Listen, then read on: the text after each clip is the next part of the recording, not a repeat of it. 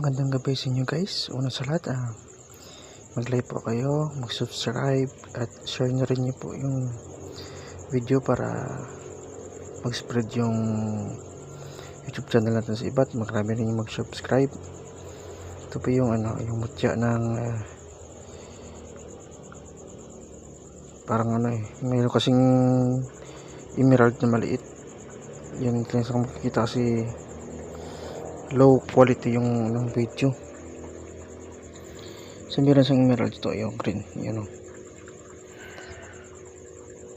Sa ano ko pa ito nakuha? Sa malayo. Napakabihira to, tapos basta ito na crystallize. Merong bato sa gitna.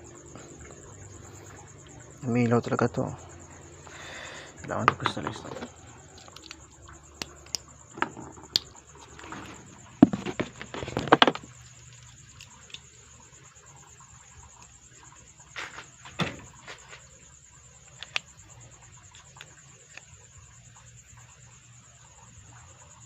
Umilaw talaga yan. Tapos may batos sa gitna. Tapos meron pang green oh. Nakita nyo yung dalawang dot na yan is yung emerald na tumutubo. Malakas itong mutya. Buhatin natin mo. Nakita nyo yung dalawang dot na yan na green. Yan yung emerald yan.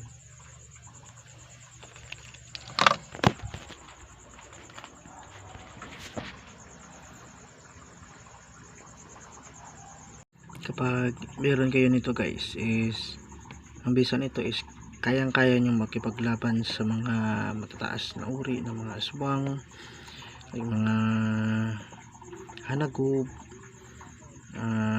agaras, o sa mga mataas na uri ng mga engkanto. Pagtangan nyo to,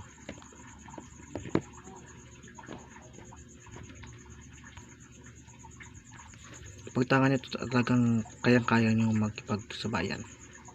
So magtiwala lang kayo sa gamit. Pero hindi po ito pinabibili, is sinabi ko lang yun is para maraman nyo kung gaano ito kalakas. So paalam.